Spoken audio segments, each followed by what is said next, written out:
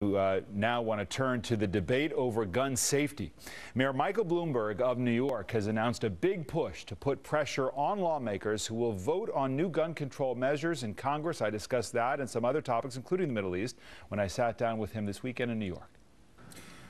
Mr. Mayor, welcome back to the program. Thank you for having me. Always good to have you. Big week in the gun debate. I'll get to that in just a minute. Let me start with the president's significant trip to the Middle East. He's returned.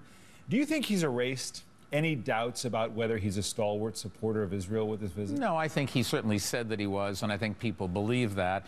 I think this is going to go down in history as one of the few trips that an American president has made to Israel where there really were deliverables. He got Israel and Turkey talking to each other and restoring diplomatic relations, and I think that's crucial for the security of that whole area. He's got the Palestinians and the Israelis thinking long and hard about they're going to have to find some ways to resolve their differences, no matter how difficult they are.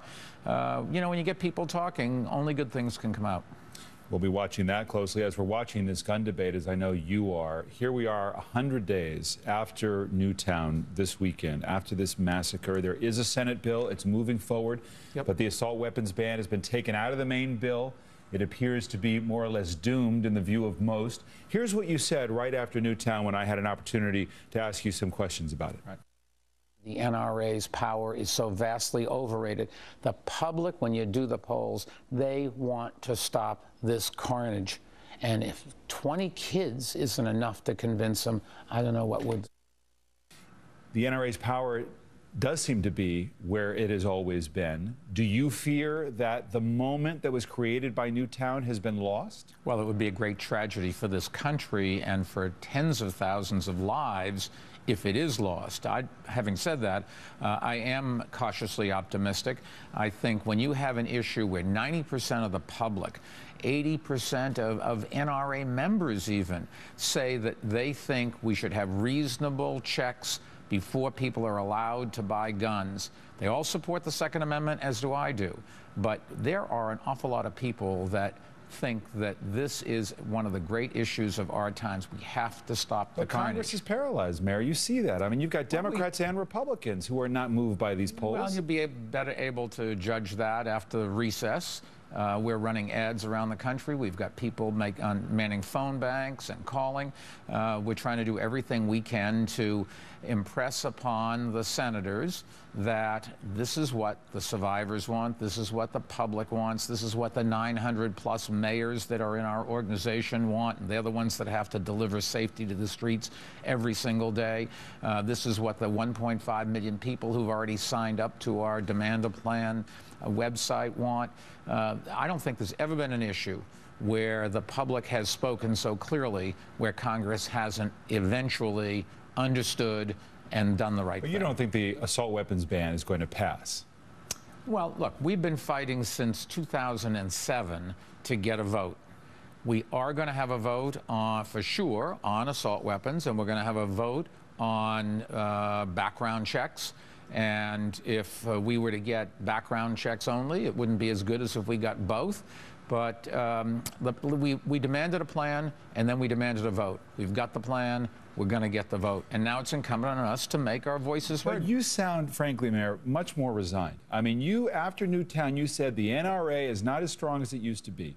The NRA is proving to be exactly as strong as it used to be. And here you seem to be celebrating the fact that there is at least a vote, but that's a far cry from achieving the results that you said were essential. And while I think we are going to win this, celebrating in advance isn't the right thing to do. We've got to go out. We've got a lot of work ahead of us.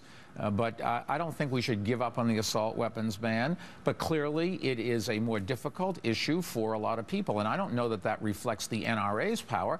It may be just that people have different views about assault weapons than they do about background checks. 90% of the people want background checks, period. But you know the NRA says, look, if you do that, there's a secret agenda that the NRA and Wayne LaPierre talk about, which is to create a registry of all legal gun owners. And his view is, he said to Republicans, they either want to tax the gun or take them away. Okay, yeah, he can say anything he wants, but the truth of the matter is this isn't about Wayne LaPierre. This is about the public wanting to be safe on their streets. This is about the public having the right to buy arms and the right to protect themselves and the right to use them for sport for hunting, but also it's about the public's right to keep guns out of the hands of criminals and the mentally ill. That's in everybody's interest. And in fact, if you go back to 1999, Wayne LaPierre testified on behalf of the NRA that background checks were appropriate and should be done. And Congress back in 1968 actually made them the law of the land. But they don't apply to 40% of the gun sales today. Something like 58,000 gun dealers across this country. 3 times the number of McDonald's stores, as a matter of fact. There's gun stores every place in this country.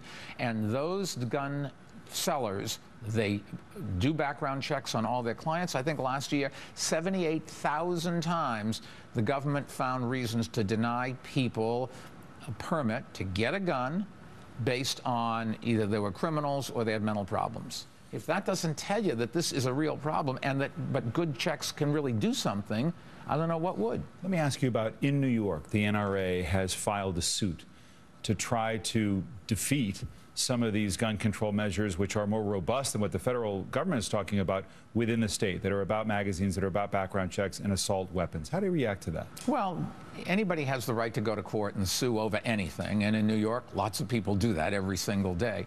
But the Supreme Court, which is the one that interprets what the Constitution actually means and says, has said clearly that reasonable background checks are consistent with the Second Amendment.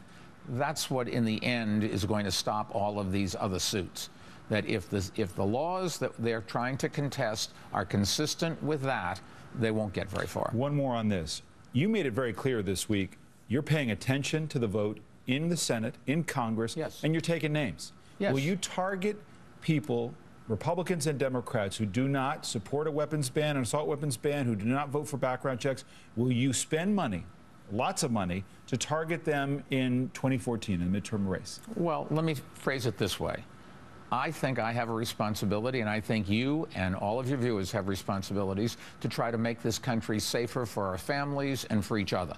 And if I can do that by spending some money and taking the NRA from being the only voice to being one of the voices so the public can really understand the issues, then I think my money would be well spent, and I think I have an obligation to do that. So you'll spend money on ads? We're starting to run ads today or tomorrow.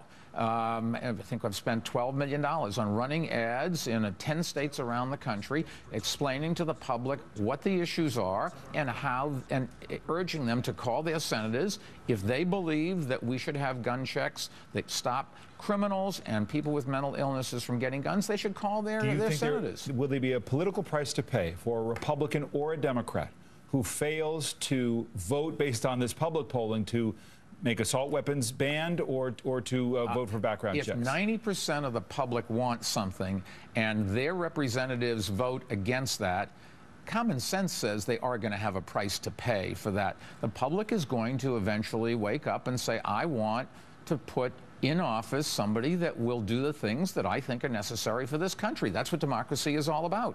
And all we're trying to do is to tell them what people are doing in Congress, who's voting for what, and then they can make their own decisions. A couple minutes left. Let me switch gears and talk about the fight for personal freedom here in New York City. Those people who oppose your effort in the name of public health to limit portion size when it comes to sugary drinks. A judge has ruled against you, saying the law doesn't make sense at the moment. How far will you take this push to limit how much soda you can drink in New York City? We're certainly appealing. We think the judge was just clearly wrong on this. Our Department of Health has the legal ability to do this, and we're not banning anything. All we're saying is we want to show you just how big the cup is. If you want 32 ounces, take 2 cups to your seat. If you want 64, carry 4. But our hope is if you only take 1, you won't go back. And so remember, haven't you even won in losing, though? Wasn't this really about public awareness? Oh, well, obesity this year is going to kill more people in New York City than smoking. And if you remember, when we put a smoking ban in, nobody thought that was going to work. Today, all of Latin America, all of Western Europe, and almost every big city in America and most of the states are smoke-free. This is another thing. Obesity is going to kill more people this year in the world than starvation. Well, what about we have to do something about it. sodium-linked deaths? New York City, 23,000 back. We've been very successful. You look, a lot of the packaged goods manufacturers are now advertising low sodium, and they've reduced the sodium in their products. Everybody's better off. Well, where's the line? Would you ban the salt shaker? We're not banning anything. We're trying to urge them to tell the public, which our job is to educate. It's the public's job to decide when they look on the grocery shelf or have the lever on a soda machine, which thing to take, which product is in their interest. All we're trying to do is educate, and then hopefully if they understand, they would be better off with one product or another. But they'll make the intelligent choice. You could do ads for education. As the executive of New York City, you're telling people what they can and cannot do. Why is that government's job to do that? We're not telling them at all. We're telling them what science says is in their interest or isn't in their interest. We allow you to smoke. We just don't let you smoke where other people have to breathe the smoke that that you're exhaling or comes from your cigarette. The same thing with obesity, which incidentally is a public interest because we're going to spend $5 billion on treating people with obesity in our hospitals in New York City alone this year. But regardless... Well, where's the line? Where is it too far for government to go? I do not think we should ban most things. I do think there are certain times we should infringe on your freedom, and that is, for example, if you're drinking, we shouldn't let you drive, because you'll kill somebody else. If you are carrying a gun, we shouldn't let you on an airplane. There's a lot of things that we do. If there's asbestos in the classroom, we should remove the kids from the classroom till you clean the air. But in terms of smoking, if you want to smoke, I think you have a right to do so, and I would protect that. If you want to own a gun, I certainly think that's constitutionally protected. You certainly have a right to have a gun if you want. If you want to eat a lot and get fat, you have a right to do it. But our job as government is to inform the public. Mayor Bloomberg, thanks as always.